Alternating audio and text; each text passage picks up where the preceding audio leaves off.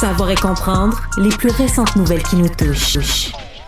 Alors, la semaine passée, il avait placé ses choses, mais là, depuis la fin de semaine, il s'est mis en action. Mark Carney, qui perd pas de temps. Non, il perd pas de temps. Il entame d'ailleurs aujourd'hui son premier voyage en Europe, d'abord en France, où il va rencontrer le président français Emmanuel Macron.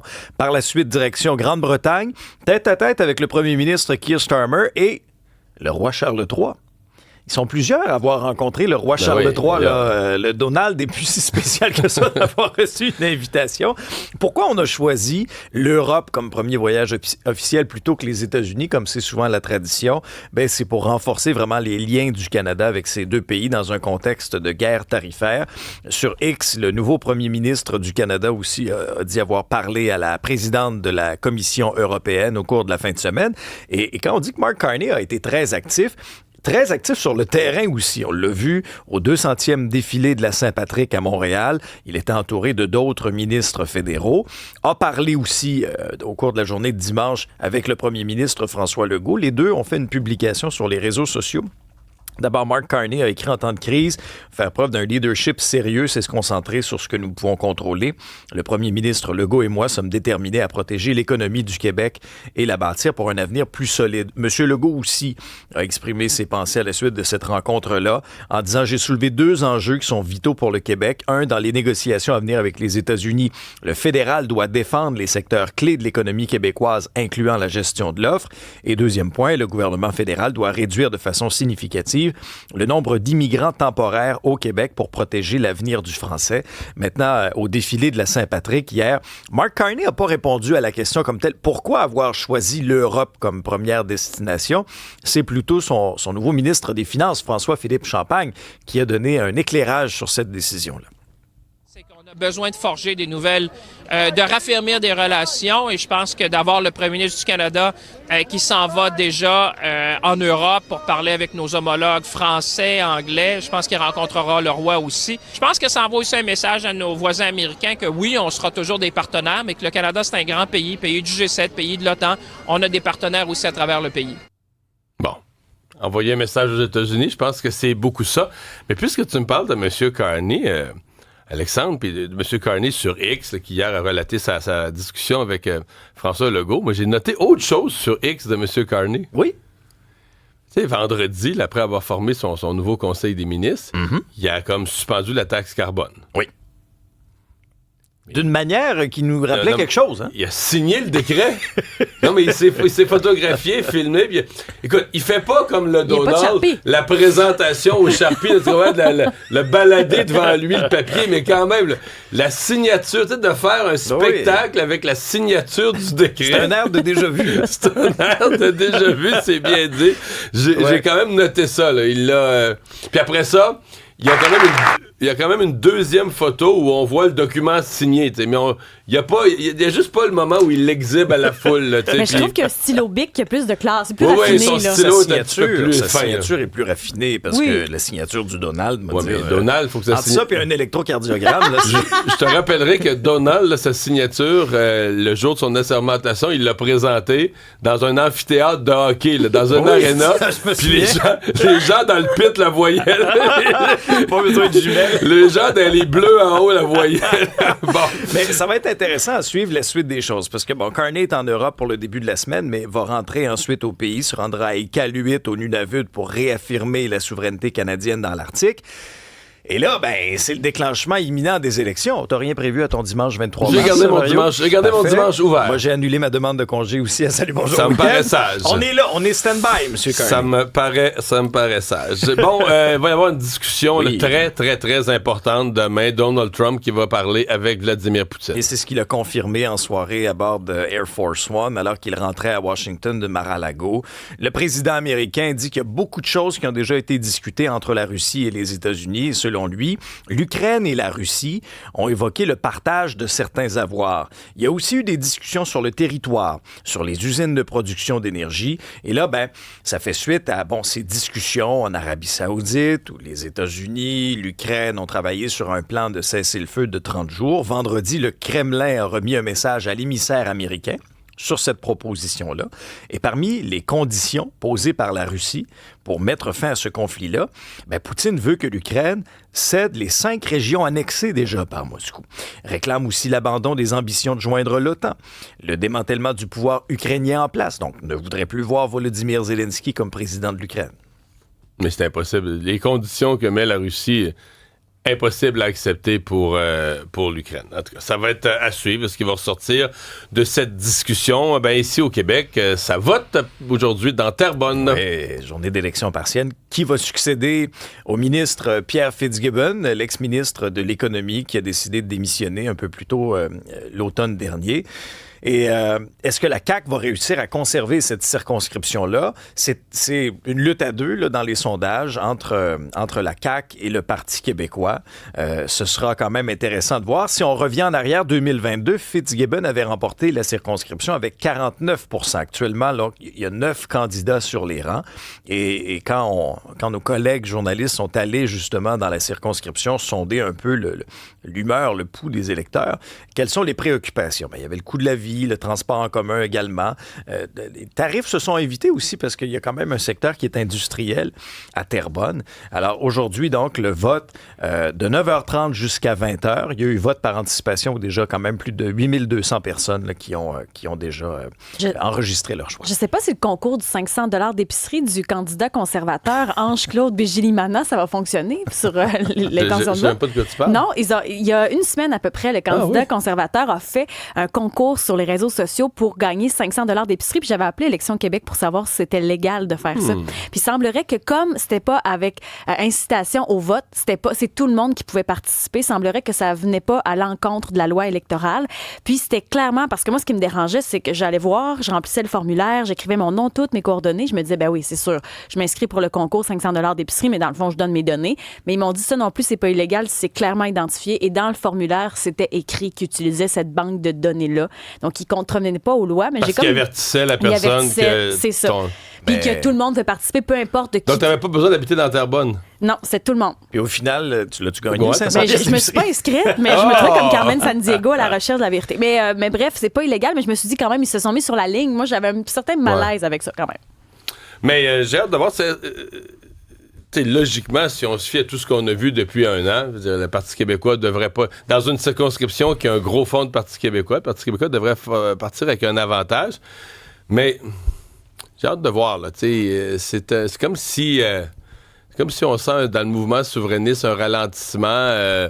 On voit les chiffres du Bloc qui sont en baisse. À cause de la guerre tarifaire.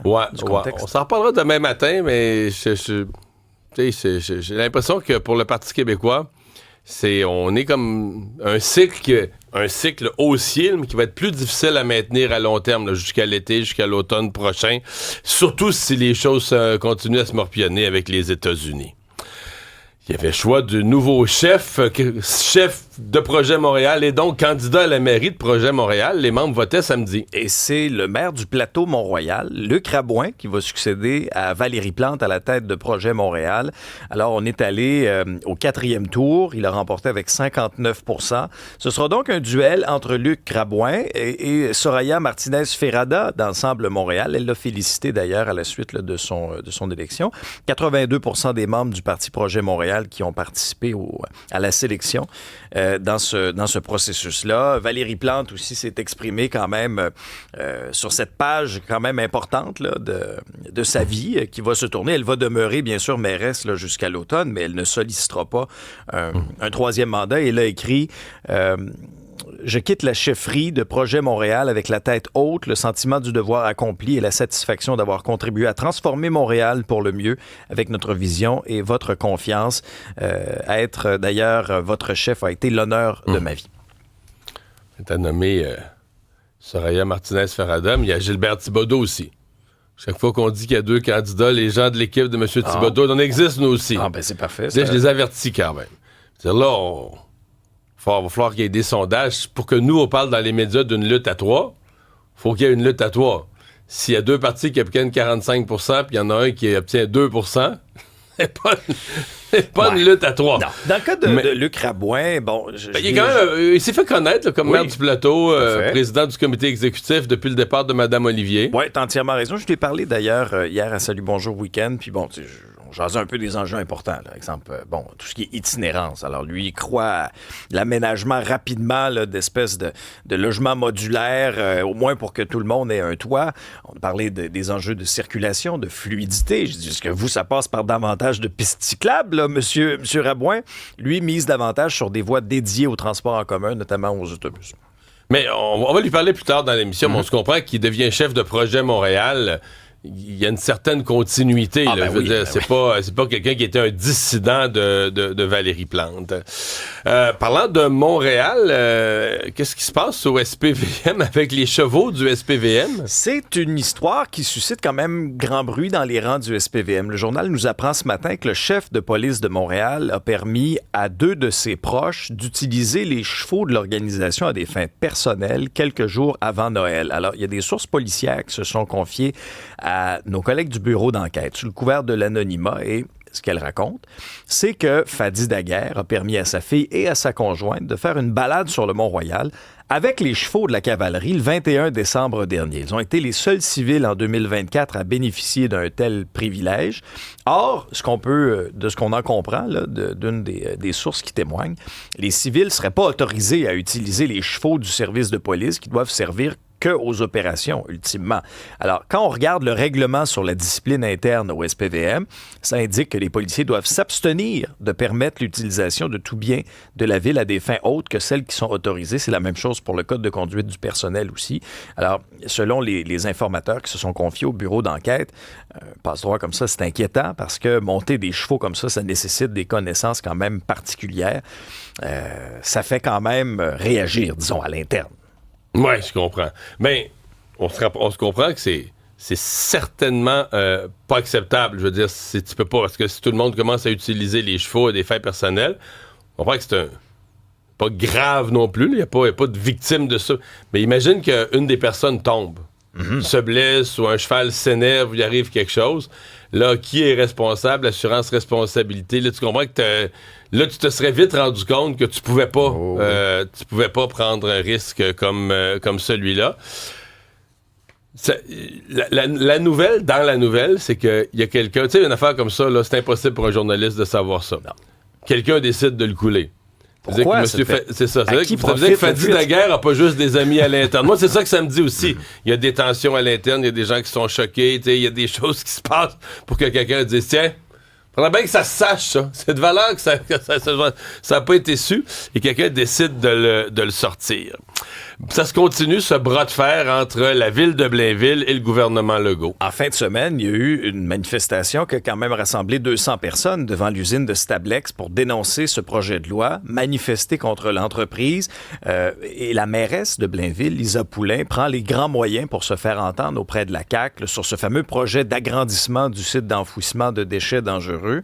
Alors, elle a redirigé plusieurs courriels de citoyens fâchés vers les élus, encourage aussi et envisage de se tourner vers les tribunaux pour freiner ce projet auquel elle s'oppose quand même depuis 2 ans, surtout dans un contexte de guerre tarifaire. J'entendais aussi en fin de semaine certains témoignages recueillis à la manifestation où les gens disaient pourquoi on acquérait les déchets dangereux des Américains. Mais c'est ça. Mais moi, j'ai énormément de misère à me faire une idée finale là-dessus parce qu'il y a tellement 2 versions que je suis pas capable de gratter pour trouver. Il n'y a pas de doute qu'il y a des déchets américains qui rentrent là. Ça, c'est un fait. Mais on entend de l'autre côté des gens dire non, il y a des déchets industriels d'abord qui sont traités. C'est une usine spécialisée pour traiter ces déchets-là. C'est pas comme c'est pas un dépotoir illégal où on dompe des produits toxiques. Bon, mais ça a l'air qu'il y en a d'entreprises québécoises. Ça a l'air que si tu fais pas l'agrandissement, mais là, est-ce que c'est une fausse menace, une invention pour nous faire peur? Mais qu'il y a des entreprises québécoises qui pourraient se retrouver aussi dans l'embarras, là, plus capables de faire... C'est la seule place pour faire traiter leurs déchets ou leurs déchets industriels. Fait que, tu sais, est-ce qu'on en a absolument besoin pour nos entreprises? Parce que si c'est juste pour accueillir des déchets américains, moi, je dis non, là. Mais si c'est comme on en a besoin pour plusieurs entreprises québécoises pour nos déchets industriels, puis pour aider à financer l'opération, on prend un peu de déchets américains, moi je suis tout à fait parlable. Si on le fait bien, puis si c'est correct, puis si on respecte les lois. Mais c'est comme on a beaucoup de misère à voir, OK, est où la vérité exactement dans tout ça? Mais le gouvernement va devoir s'expliquer. Le gouvernement a un silence qui est un peu inquiétant. S'il y a une éducation de la population à faire, en commençant, moi-même là, qui suis ça de près, je me sens pas en possession de toute l'information. Mais si le gouvernement veut donner le feu vert, il va falloir qu'il explique son affaire comme il faut. On n'a pas entendu beaucoup le ministre de l'Environnement là-dessus, M. Charette, entre autres. Là. Non, on n'a pas entendu personne du gouvernement s'expliquer. C'était la Saint-Patrick hier. Est-ce que ça a créé une pénurie? Bien, au fait, hier, c'était le défilé à Montréal. Oui, la Saint-Patrick, c'est aujourd'hui. C'est aujourd'hui. Mais je pense que ça s'est beaucoup fêté en fin de semaine. Le lundi, on est moins fêteux. C'est moins fêteux. Puis je sais qu'à Québec, le défilé, c'est le week-end prochain. Donc, tu sais, ça s'étend sur 2 week-ends. Peut-être comme l'Halloween, on fait ça sur 2-3 week-ends. Bref, comme c'est lundi, c'est vrai que ça tombe mal. Mais c'est parce que depuis quelques temps, depuis 2003 à peu près, il y a un trend sur TikTok sur la Guinness, la Stout finalement, où il y a plusieurs personnalités publiques qui font le défi TikTok de boire en une seule gorgée la bière pour arriver, tu sais, quand on a une pinte de Guinness, c'est écrit Guinness sur le verre en question. Et le trend, c'est dans la première gorgée d'arriver au G de la Guinness. Donc, souvent, les TikTokers font l'espèce de mouvement. Il y a Ed Sheeran récemment qui l'a fait, mais Kim Kardashian a été la première à le faire. Ensuite, il y a Olivia Rodrigo, quand elle est allée à Dublin l'année passée, elle disait Guinness, good for you, c'est le titre de l'une de ses chansons. Donc, c'est allé rejoindre une clientèle très jeune. Ce qui fait qu'en fin de semaine, LCN a fait une entrevue avec le pop Saint-Patrick du Vieux-Terrebonne pour dire que cette année, la Guinness était vraiment tough à trouver, très difficile à trouver à cause du trend TikTok en question. Il y a une pénurie de Guinness. Il y a une pénurie à cause de ça, justement, les réseaux sociaux. Puis c'est pas la première fois qu'on en entend parler. Souvent, c'est avec la poutine. Il y a des poutines, entre autres, il y en a une à Saint-Jean-sur-Richelieu. Ça fait la file encore aujourd'hui, tellement les commentaires sont positifs. Chaque fois que quelqu'un, on a vu, oui, Olivier Primo, mais il y en a d'autres, qui font un référencement positif sur les réseaux sociaux, ça explose littéralement. Puis récemment, pour la semaine de la poutine, ça a été ça. Les gens renflouaient les coffres à cause des fameux trends TikTok. Mais là, le trend sur la Stout en question a fait en sorte que cette année, c'était difficile de renflouer les coffres. C'est fou, pareil. Je viens de faire la recherche sur mon sel. Je vais pas décevoir tout le monde, mais la Guinness, puis tu sais, j'ai visité la Dublin, le musée Guinness, puis tout ça, mais la Guinness, c'est plus vraiment une entreprise irlandaise. Hein. Ça a été racheté par le groupe Diageo, le groupe immense. Là. Je veux dire, la quantité d'alcool qui sort de ce groupe-là, plein d'affaires qu'on boit, là, des forts de toutes sortes. Pis c'est ça. Mais il y a quelques grands groupes qui dominent dans ce domaine-là. Et Diageo, maintenant, est propriétaire de Guinness. Là. Fait que c'est plus... non, mais c'est comme... plus si typiquement irlandais. Il va falloir trouver d'autres choses. Puis la poutine que je cherchais à Saint-Jean, c'est Resto Belgo. Ça, c'est bien populaire à cause d'un trend TikTok. C'est fou. Puis j'en parlais même avec William Cloutier hier à Star Academy. Il dit, lui, mais pour bâtir son album, là, ce qu'il fait, il met un extrait sur les réseaux sociaux, ça pogne un peu sur TikTok, il continue la toune, puis c'est comme ça qu'il a bâti son album. C'est fou pareil, hein? Vraiment. En tout cas, cheers de Guinness, la gang, mais ça donne mal à l'estomac. Bon. Les Canadiens... On est dans le mix, là. Ah, on est là. Il y avait un article, je pense, dans le journal en fin de semaine qui disait vous allez être stressé jusqu'à la fin. Ah, mais on aime ça. Parce que là, on est à un point. Excitant. Oh, et puis ça a été une très grosse victoire le samedi de 3-1 contre les Panthers de la Floride. Et on a une semaine déterminante à commencer demain contre les Sénateurs d'Ottawa qui, eux, sont en voie d'assurer leur place en série. 6 victoires consécutives. Ouais, là, eux sont sur une lancée solide. Ça va vraiment très, très bien pour les Sénateurs là, qui sont 7e avec 77 points. Donc, Sénateurs mardi. Jeudi, le Canadien est à New York contre les Highlanders et samedi, on reçoit l'Avalanche du Colorado. Il y avait des matchs importants hier, 2 qu'on surveillait dans la course. Les Red Wings ont blanchi les Golden Knights 3-0. Donc là, les Red Wings continuent leur progression, sont à 1 point du Canadien. Et les Oilers ont aidé le Canadien en battant 3-1 les Rangers. Donc là, les Rangers au classement qui sont devant le Canadien à 72 points n'ont pas bougé.